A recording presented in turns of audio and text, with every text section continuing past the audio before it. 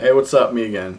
I have some writing stuff I need to work out. I've been kind of toying with the idea of writing my reaction to the idea of the Harry Potter universe. Now, I have a lot of friends that are major hardcore fans of all things fantasy. Well, all things good fantasy, and I put air quotes in for good fantasy. All things good fantasy. It seems like the running trend now, and this is my opinion on this, the running trend is the most basic of fantasy elements seem to be getting a lot of really major positive reaction from the general public, and I believe it started with Tolkien, and I believe it also started with a couple other fantasy ideas, probably Matrix, that kind of thing, and the creation of bullet time, and the explosion of recording capabilities when it comes to movies, making movies. Everything has a fantasy element to it, no matter what it is you're watching, because, or no matter what you're reading or you're watching, because fantasy is real. And this might sound kind of strange to a lot of people, but fantasy is very real. Now, it doesn't go into the label of fantasy per se. It's actually more of a daydream type thing. Everyone daydreams. Everyone thinks about the impossible, if not actively, passively. It's a passive thing, and it keeps people sane, which is kind of funny, because thinking, sitting around daydreaming all the time is kind of crazy, and people talking about stuff they see in their daydreams is kind of crazy. But honestly, if you go without sleep, if you go without dreaming, you go crazy. If you go without that kind of filing system that your mind works through, you go crazy. Now, there are basic stereotypes and there's basic archetypes. Carl Jung actually focused on this quite a bit in his teaching and his philosophy and his understanding of the world. And of course, Sigmund Freud was also a big fan of that. Yes, I said fraud. He and Jung were contemporaries, and Jung broke off from Freud because Freud was actually a little too basic his understanding. Freud focused only on himself internally, and only on the archetype of fraud, which is kind of interesting. He's much more known more now as a philosopher than a psychologist. Anyway, sorry, that's kind of digressing off the fact. I am focusing on this idea that because of the basic archetypes of fantasy tropes, fantasy ideas, and I kind of played off this in Project 1, werewolves, vampires, sound familiar? Yeah, Twilight, Aragon, Tolkien, Lord of the Rings, The Hobbit, all that stuff, Harry Potter, of course. And again, the recent explosion of all these fantasy books, ideas, cartoons, manga, anime, all this stuff is just all spinning around this great, fantastic idea about archetypes. My personal opinion is vampires exist, werewolves exist, zombies exist. Now, I'm not saying it in the they suck your blood by biting your neck and turning into a vampire, killing you, can only come out at night when the moon's full, or anything like that crap. There are people who suck the life energy out of other people. There are people who get by and have nothing going on upstairs, but are very dedicated, very aggressively dedicated to taking that which is alive in other people. And that seems very dark and negative, but it's actually a lifestyle for a lot of people.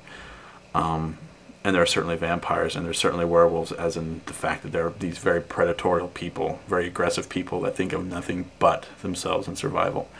And they have a very, very major dark side, dark passenger, to quote Dexter from that HBO series.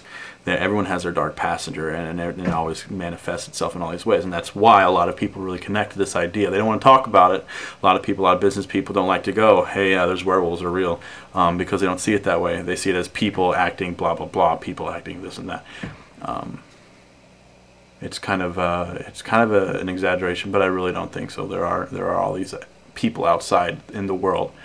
And what Rowling has done, and what Tolkien has done, and what whoever it is that wrote Twilight, I don't even know her name, or his name, I believe it's a her, they put a new face to the same old archetypes, and they're actually dressing these archetypes up to make them pretty and make them exaggerated.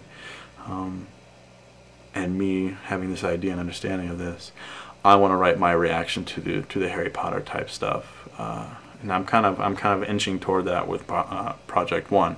There's vampires in that. There's zombies in that. And there's all sorts of god characters in that as well. But they're all still people.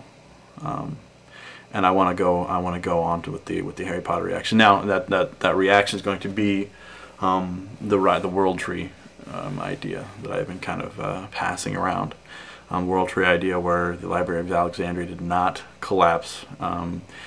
There are 7 world trees in the world that are, you know, thousands and thousands and thousands of feet high, and the entire world, the entire infrastructure of societies are based around that. Similar to an infrastructure being built around an atomic bomb, but in the exact reverse. I'm very, very actively interested in figuring out exactly what would happen if I allowed it to play out that way. And magic's real, and yeah, it's going to be a fantasy. It's going to be a very hardcore fantasy. There's going to be magic missiles, I bet. No joke. Magic missiles, level 27, blah blah blah. Yeah, all that stuff. Not going to be said like that, of course, because it's not a video game. But yeah, I'm intensely interested to see how far I can go with this. It's going to be a really big universe I can really develop a lot on. Anyway, that's going to kind of be the groundwork for the focus I'm doing for that writing.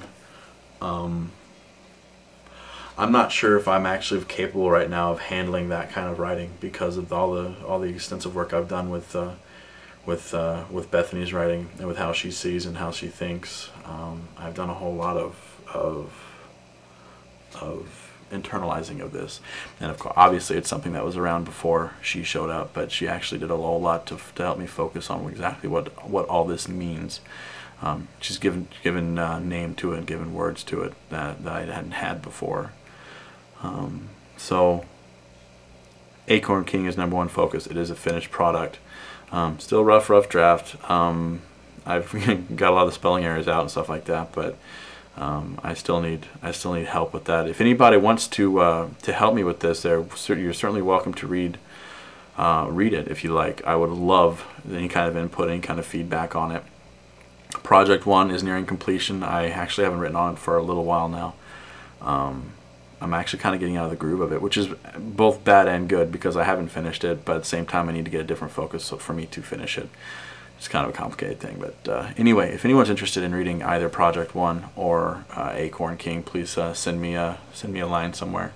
Either post a yes please or something. And again, my writing updates. Excuse me. My writing updates are going to be posted on blog.mojofreelance.com.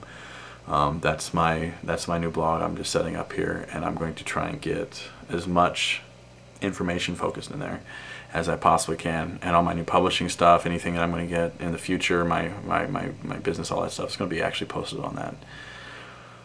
Anyway, that's going to be about it. I'm actually 8 minutes into my conversation, which is something more than I kind of expected to see.